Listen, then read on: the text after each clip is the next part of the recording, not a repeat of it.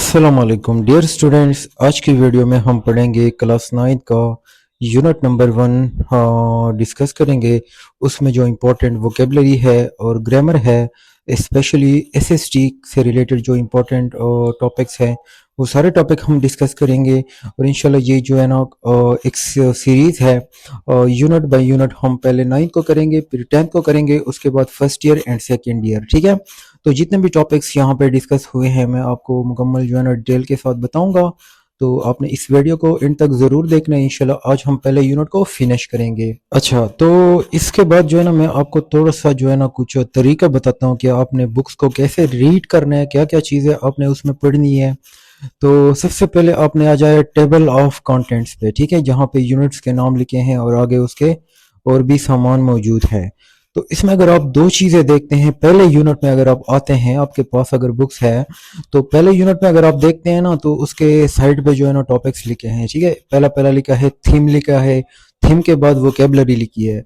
अब आपने क्या करना है, वोकेबलरी को एक्सरसाइज में हिट करना है। वोकेबलरी में वर्ड डिफिनीशन है, पार्ट्स ऑफ स्पीच है, सिनोनिम्स है, इस तरह बहुत सारी चीजें हैं वोकेबलरी में जो आपने करने हैं, क्योंकि यही चीजें आपसे पेपर में पूछे जा सकती है। कोई भी वर्ड दिया जा सकता है और आपसे पूछा जा सकता है कि ये वर्ब है, नाउन है या एडजेक्टिव है। तो ये चीजें जो बुक से हैं वो कम से कम आप लाजमी देखें, क्योंकि इनमें से कोई सवाल वो दे सकता है। ठीक है, दूसरा आपने क्या करना है, आगे इस तरफ आ जाए, फिर आपने ग्रामर देखना है इसमें। बाकी सारी चीजें आप छोड़ दें, जो राइटिंग वगैरह है वो 9th के स्टूडेंट्स के लिए होते हैं। जो एसएसटी वाले से क्वेश्चंस वो देते हैं ना, वो आपकी ग्रामर, वोकेबलरी, ये चीजें वो चेक करते हैं। बाकी राइटिंग, रिटर्न वगैरह की चीज तो कोई होती नहीं है, तो आपने सिर्फ ग्रामर की स्किल, वोकेबलरी वगैरह, ये जो पार्ट्स ऑफ स्पीच है, इनकी स्किल्स को आपने डेवलप करना है। ठीक है, आइडेंटिफिकेशन हो गई, तो फ्रेजेस वगैरह हो गए, तो ये दो एरियाज जो है आपके, इनको अपने टारगेट करना है। ठीक है, एक तो है वोकेबलरी हो गया,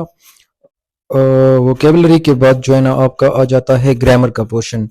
ग्रामर के पोर्शन में अगर आप देख लेते हैं तो पहले यूनिट में जितने भी ग्रामर्स के टॉपिक्स हैं वो सारे यहाँ पे मेंशन है। यहाँ पे सबसे पहले लिखा है नाउन्स, तो यहाँ पे जितने भी नाउन्स के जितने भी काइंड्स है, नाउन से रिलेटेड जिस तरह के भी सवाल आ सकते हैं वो सारे यहाँ पे मेंशन किए गए हैं। तो नाउन के अगर आप क्वेश्चंस देख लेते हैं तो नाउन के जो काइंड्स है, countable nouns, uncountable nouns, collective nouns, material nouns, abstract nouns, number of noun यानी जनरेटर ऑफ नाउन जो होता है, सिंगुलर नाउन होते हैं, प्लूरल नाउन्स होते हैं, ये सारे नाउन की जितने भी काइंड्स हैं ये आपने सारे क्या करने हैं, पहले कवर कर लेने हैं। ठीक है, किसी भी यूट्यूब की वीडियो से या गूगल से या चैट जीटीपी से, जहां से आपको इजी लगता है वहां से आप ये नाउन के टॉपिक्स कवर कर लें। उसके बाद आप एक्सरसाइज पे आ जाएं और यहाँ पे एक्सरसाइज करें, क्योंकि यहाँ पे एक्सरसाइज में आपको एक्सप्लेन नहीं किया गया, यहाँ पे जस्ट प्रैक्टिस है। आपको देखते हैं वो कि आपने कितना सीखा है नाउन, नाउन के काइंड्स। ठीक है, यहाँ पे एक्सप्लेनेशन आपको नहीं दी है, तो ये आप एक बात जहन में रखें, ये चीज आपकी पहले से क्लियर होनी चाहिए, तभी आप एक्सरसाइज कर पाएंगे। अगर आपको इन चीजों के बारे में आइडिया नहीं है तो फिर आपके लिए एक्सरसाइज मुश्किल है, बल्कि इम्पॉसिबल है। ठीक है, तो पहले ये टॉपिक जाके क्लियर करें, उसके बाद आप एक्सरसाइज पे आए और एक्सरसाइज को सॉल्व, और एक्सरसाइज को आप सॉल्व करें, क्योंकि जब आपका टॉपिक क्लियर होगा तो एक्सरसाइज भी आपके लिए बहुत आसान होगा। और यही तरीका है जो है ना, आपने एसएसटी जनरल की अगर तैयारी करनी है तो बाकी कोई तरीका नहीं है। अगर आप डायरेक्टली एक्सरसाइजेस पे बैठ जाए, एक्सरसाइजेस को आप सॉल्व करेंगे उस तरीके से, ना तो आपका कॉन्सेप्ट बनेगा, सिर्फ रट्टा ही लगाओगे, फिर जो है ना आपको कोई फायदा नहीं मिलेगा। ठीक है, तो आपने सबसे पहले वो टॉपिक कर लेना है, यहाँ से जो मैंने आपको तरीका बता दिया यहाँ से देखें, फिर जाके क्लियर करें इस टॉपिक को। जिस तरह पहले यूनिट में नाउन है, नाउन के काइंड्स हैं, तो नाउन पढ़े, नाउन के सारे काइंड्स पढ़ें, फिर जाके इस एक्सरसाइज पे आ जाएं और इसकी प्रैक्टिस करें, फिर ये एक्सरसाइज आपका सॉल्व हो गया। इस तरह आप एक्सरसाइज बाय एक्सरसाइज आगे चलते जाएं, आपकी तैयारी होती जाएगी up to second year. Okay, so dear students, हम शुरू करते हैं। पहले यूनिट में जो वोकेबलरी है वहां से हम शुरुआत लेते हैं।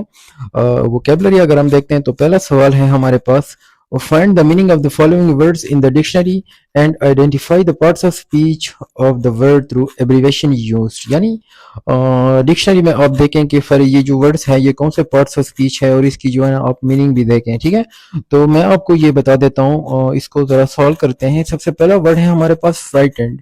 फ्राइटेंड का मतलब होता है डरा हुआ। ठीक है, ये जो है ना पार्ट ऑफ स्पीच में अगर आप इसको देखते हैं तो ये एक एडजेक्टिव है। ठीक है, ये किसी नाउन या प्रोनाउन को डिस्क्राइब करने के लिए आप इस्तेमाल करते हैं फ्राइटेंड को। ठीक है, दूसरा वर्ड है हमारे पास हार्श। ठीक है, हार्श जो होता है ये भी एजेक्टिव होता है, ठीक है। तीसरा हमारे पास है टॉलरेंस। टॉलरेंस जो है ना ये एक नाउन है, ये एब्स्ट्रैक्ट नाउन की कैटेगरी में आता है, ठीक है। उसके बाद है हमारे पास एक वर्ड कन्वे। कन्वे जो है ये एक वर्ब है, ठीक है। उसके बाद है वायलेंस। वायलेंस एक नाउन है, एब्स्ट्रैक्ट नाउन है। रिवॉर्ड।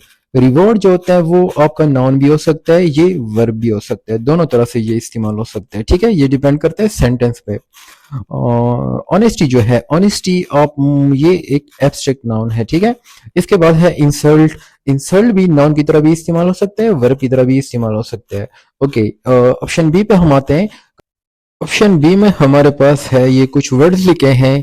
इन वर्ड्स के हमने क्या करना है, सिनोनिम्स ढूंढने हैं। सिनोनिम्स कहते हैं एक वर्ड होता है ना, दो वर्ड्स है, दोनों वर्ड्स की अगर मीनिंग सेम है तो उनको हम कहेंगे कि ये आपस में एक दूसरे के सिनोनिम्स हैं, ठीक है। जिस तरह हमारे पास अल्फाज मानी होती है ना उर्दू में, उस तरह इंग्लिश में हमारे पास वर्ड्स सिनोनिम्स होते हैं। एक और चीज होती है जिसको हम कहते हैं वर्ड्स अपोजिट या वर्ड्स एंटोनिम्स।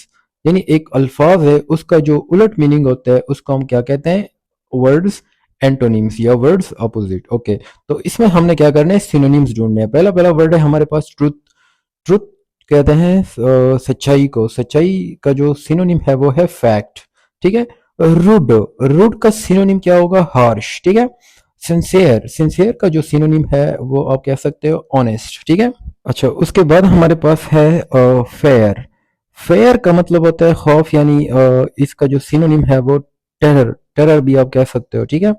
और उसके बाद है हमारे पास काइंडनेस, ठीक है। काइंडनेस का जो सिनोनिम है वो है गुडनेस या कंपैशन।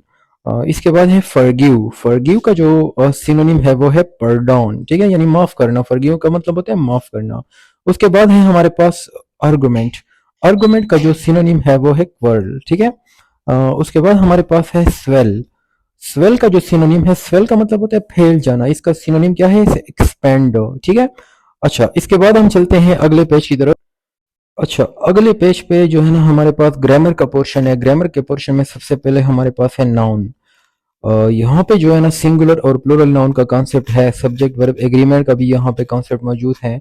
यहाँ पे लिखा है change the following sentences from singular to plural और फ्रॉम प्लूरल टू सिंगुलर। यानी कुछ सेंटेंसेस सिंगुलर में है उसको आपने प्लूरल में कन्वर्ट करना है, कुछ जो है ना प्लूरल में है उसको आपने सिंगुलर में कन्वर्ट करना है। फॉर एग्जाम्पल जो पहला सेंटेंस है, a book is a good friend, ये एक सिंगुलर सेंटेंस है, इसको आपने क्या करना है, प्लूरल फॉर्म में कन्वर्ट करना है। तो ये क्या बन जाएगा, बुक्स और गुड फ्रेंड्स। यानी जब बुक्स है आप प्लूरल बनाते हो बुक्स, तो इससे पहले आर्टिकल नहीं लगता है, ठीक है। अच्छा, यहाँ पे उसके बाद आपने फ्रेंड से भी फ्रेंड्स बना दिया, तो इसलिए ये जो आपने आर्टिकल ए का इस्तेमाल किया गुड से पहले, ये भी खत्म हो जाएगा, क्योंकि प्लूरल के साथ, प्लूरल नाउन के साथ अब आर्टिकल का इस्तेमाल नहीं करते हो, ठीक है। इसके बाद दूसरा अगर हम दूसरा है हमारे पास, a small car is a great vehicle. इसको आप प्लूरल कैसे बनाएंगे, स्मॉल कार्स और ग्रेट व्हीकल। यानी अगर सब्जेक्ट को आपने प्लूरल बना दिया है तो उसके साथ जो वर्ब है वो भी प्लूरल लगेगा। तो स्मॉल कार के साथ इज लगता है, जब स्मॉल कार्स हो जाएंगे तो आर लगेगा। In the same way vehicle के साथ हमने अ ग्रेट व्हीकल, आर्टिकल ए हमने लगाया है, तो प्लूरल फॉर्म में ये जो आर्टिकल ए है ग्रेट से पहले ये भी खत्म हो जाएगा, small cars are great vehicles. अच्छा, तीसरा नंबर है और the students in the classrooms. इसको सिंगुलर बनाओ, is the student in the classroom, ये ऐसे बनेगा। उसके बाद हमारे पास है these glasses are aren't for those women to wear। these glasses aren't for those women to wear। अच्छा, यहाँ पे अगर आप एक वर्ड देखते हैं विमेन, ठीक है, WOMEN, ये एक प्लूरल है, ठीक है, औरतें इसका मतलब होता है, जबकि इसका जो सिंगुलर होता है ना WOMAN, वुमेन, वो वुमेन होता है। अच्छा, यहाँ पे ग्लासेस जो है ना वो चूंकि एक प्लूरल वो है जिसको हम कहते हैं ऐनक वगैरह, तो ये जो सिंगुलर में बनेगा, सिंगुलर में इस तरह बनेगा, this pair of glasses is not for that women to wear, ठीक है। यहाँ पे जब आप पेयर का लफ्ज इस्तेमाल करते हो ग्लासेस के साथ, तो उसके साथ आपने वर्ब इज लगाना है, this pair of glasses is. इसके साथ आप ये नहीं लगा सकते कि this pair of glasses are, ठीक है, क्योंकि यहाँ पे जो आप इज लगा रहे हो ये पेयर के साथ लगा रहे हो। पेयर का मतलब होता है जोड़ा और इसका मतलब होता है एक जोड़ा। This pair of glasses is not for that women to wear, ये इस तरह से आपका सिंगुलर बनेगा, ठीक है। फिफ्थ नंबर देखते हैं, the brush is under the chair, ठीक है। इसको अगर आप प्लूरल बनाते हैं तो ये क्या बन जाएगा, the brushes are under the chairs, ठीक है, या अंडर द टेबल्स, कोई भी हो तो आप इसको इस तरह से प्लूरल बना सकते हो। अच्छा, अब नेक्स्ट टॉपिक की तरफ चलते हैं, अगले पेज की तरफ जो हमारे पास ग्रामर का टॉपिक है उसको जरा डिस्कस करते हैं। ओके, अगले पेज पे जो है ना हमारे पास बी नंबर है, choose whether the following nouns are concrete और एब्स्ट्रैक्ट नाउन्स, ठीक है। यहाँ पे एब्स्ट्रैक्ट एंड कंक्रीट नाउन का कॉन्सेप्ट है। एब्स्ट्रैक्ट नाउन्स वो नाउन होते हैं जिन वो सारी चीजें जिनकी इस दुनिया में कोई फिजिकल एग्जिस्टेंस नहीं होते, यानी वो आइडियाज के नाम होते हैं, क्वालिटीज के नाम होते हैं, या एक्शंस के नामों को हम क्या कह सकते हैं, एब्स्ट्रैक्ट नाउन। जबकि कंक्रीट नाउन वो नाउन होते हैं जिनकी इस दुनिया में फिजिकल एग्जिस्टेंस होती है, जिसको आप या तो टच कर सकते हो, या तो देख सकते हो, या किसी भी पांच सेंसेस में से किसी भी एक सेंस से आप उसको फील कर सकते हो, तो वो कंक्रीट नाउन होते हैं। इस पे जो है ना मैंने वीडियो बनाई है, तो आप काइंडली वो वीडियो जरूर देखें, एब्स्ट्रैक्ट नाउन पे कंक्रीट, तो आपको समझ आ जाएगी, ठीक है। अच्छा, यहाँ पे हम जल्दी से इसको सॉल्व करते हैं। सबसे पहला हमारे पास है लव। तो लव जो है ना ये एक ऐसा नाउन है जिसको कंक्रीट तो नहीं है, क्योंकि इसको आप टच नहीं कर सकते, अपने किसी भी पांच सेंसेस से इसको फील नहीं कर सकते, ना तो आप देख सकते हैं, ना तो आप इसको स्मेल कर सकते हैं, कुछ भी नहीं कर सकते। तो ये एक नेम ऑफ एक्शन है, या क्वालिटी का नाम है, या फीलिंग्स का नाम है। तो ये जो है ना हमारे पास एब्स्ट्रैक्ट नाउन है। बुक हमारे पास कंक्रीट नाउन है क्योंकि इसको हम टच कर सकते हैं, ठीक है। गर्ल जो है ये भी एक कंक्रीट नाउन है। इंटेलिजेंस ये एक क्वालिटी का नाम है, इंटेलिजेंस एक क्वालिटी होती है उसका नाम है, तो ये एक एब्स्ट्रैक्ट नाउन है। माउस कंक्रीट नाउन है। लॉयलिटी ये भी एक एब्स्ट्रैक्ट नाउन है, नेम ऑफ क्वालिटी है। लैपटॉप ये कंक्रीट नाउन है। पीस, पीस जो है ना ये एक एब्स्ट्रैक्ट नाउन है।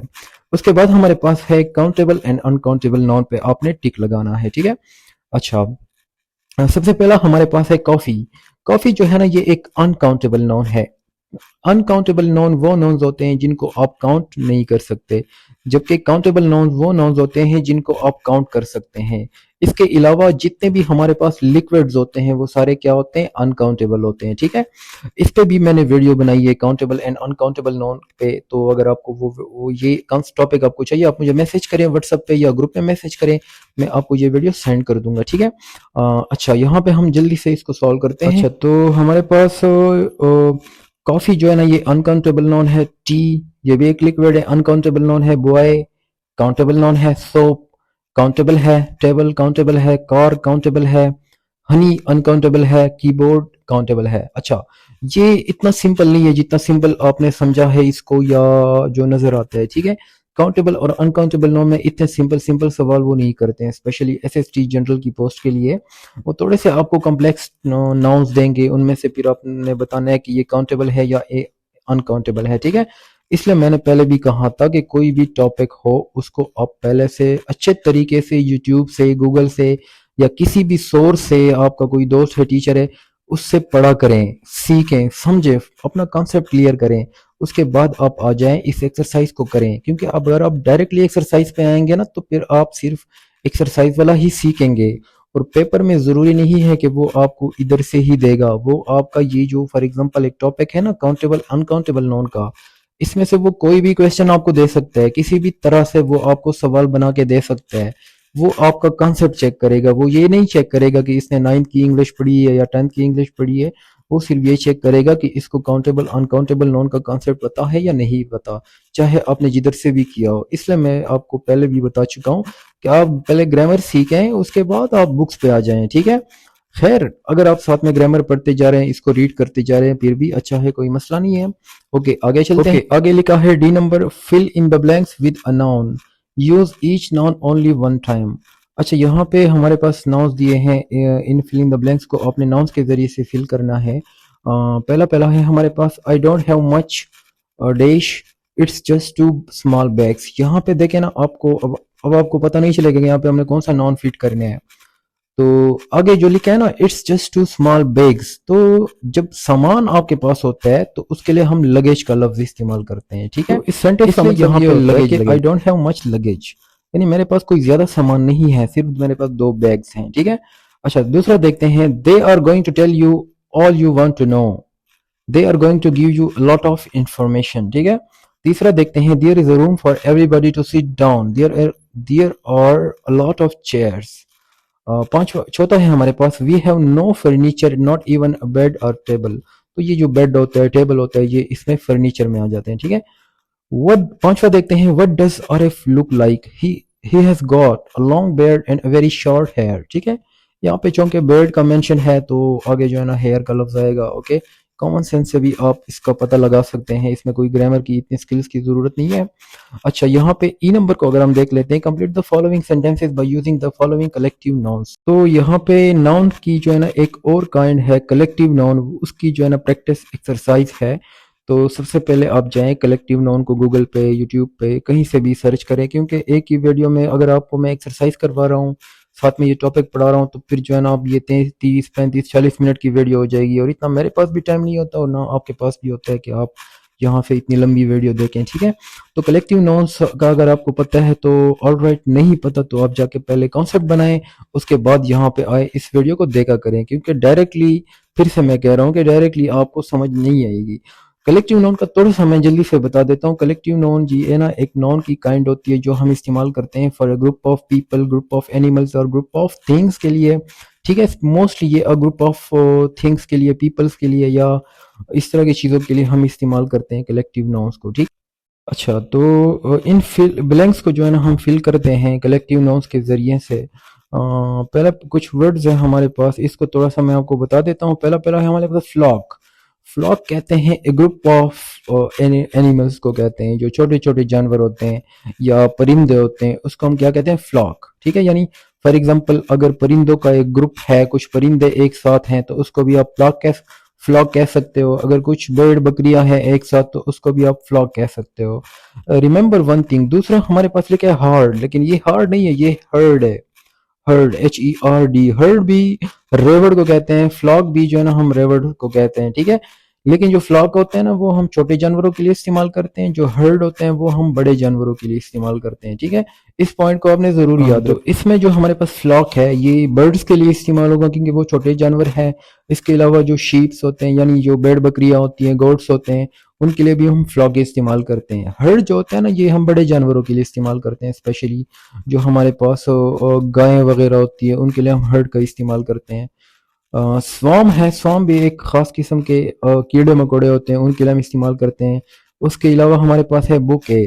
बुके जो है ना ये हम इस्तेमाल करते हैं फ्लावर्स का, जब एक वो क्या होती है, टोकरी होती है, उसमें जो बहुत सारे फ्लावर्स होते हैं, तो उसको हम बुके कहते हैं। गैंग जो है ना हम कहते हैं, आपने सुना होगा ना, बहुत सारी मूवीज भी आपने देखी होंगी गैंग्स वगैरह से।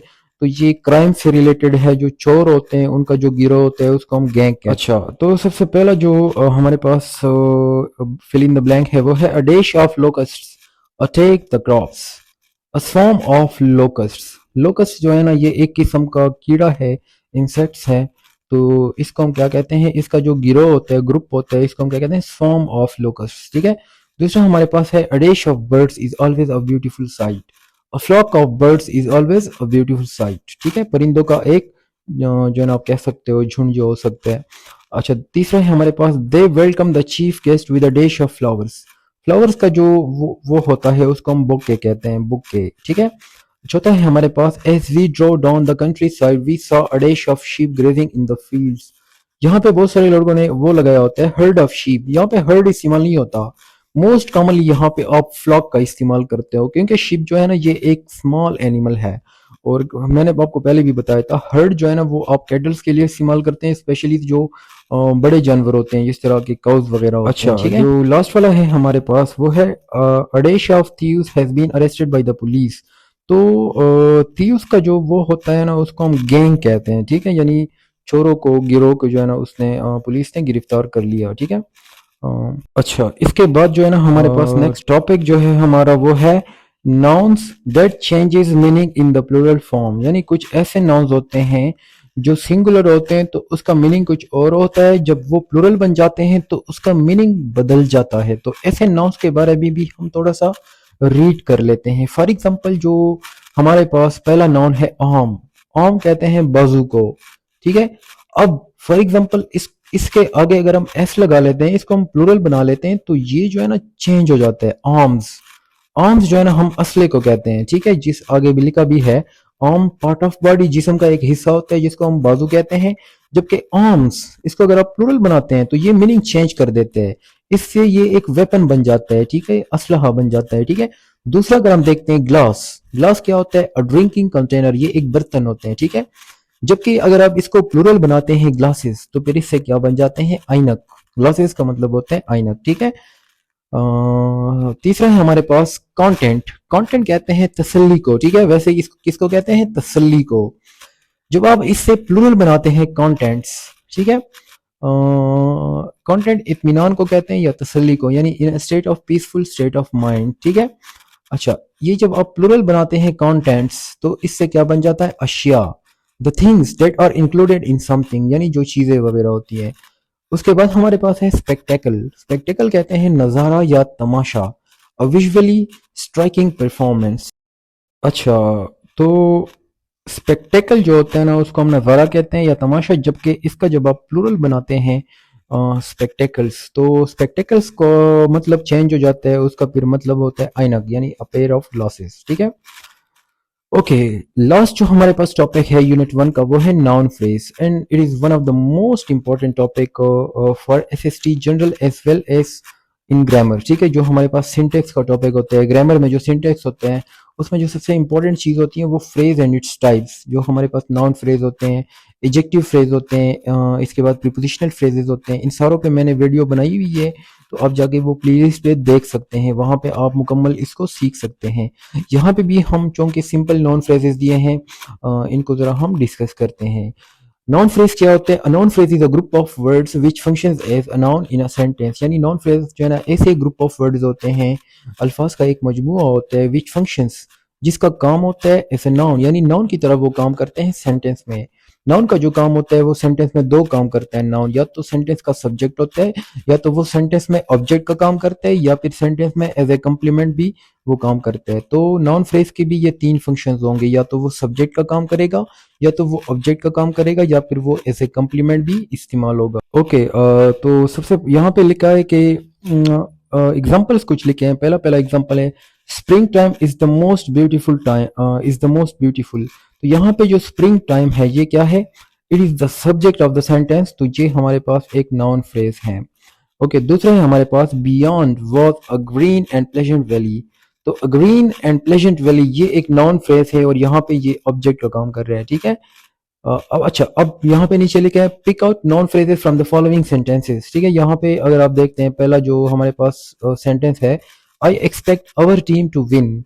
आवर टीम हमारे पास नाउन फ्रेज है। इसका जो स्ट्रक्चर है अगर आप देख लेते हैं, टीम हमारे पास नाउन है, और नाउन से पहले क्या है? आवर, और पॉजेसिव एडजेक्टिव है, तो पॉजेसिव एडजेक्टिव और नाउन दोनों मिलकर नाउन फ्रेज बनाते हैं। आवर टीम ये एक नाउन फ्रेज है। तो यहाँ पे एडजेक्टिव हो, एडजेक्टिव के बाद अगर डायरेक्ट नाउन आ जाए तो वो क्या होगा? नाउन फ्रेज होगा। या अगर कोई आर्टिकल है, कोई भी आर्टिकल है ए एन दी, उसके बाद अगर नाउन आ जाए तो वो भी क्या होगा? नाउन फ्रेज होगा, ठीक है। अच्छा, दूसरा है हमारे पास do you know his age. His age जो है ना ये एक नाउन फ्रेज है। क्यों है? यहाँ पे देखें ना इसका स्ट्रक्चर, एज हमारे पास नाउन है, हिज जो है ना ये पॉजेसिव एडजेक्टिव है।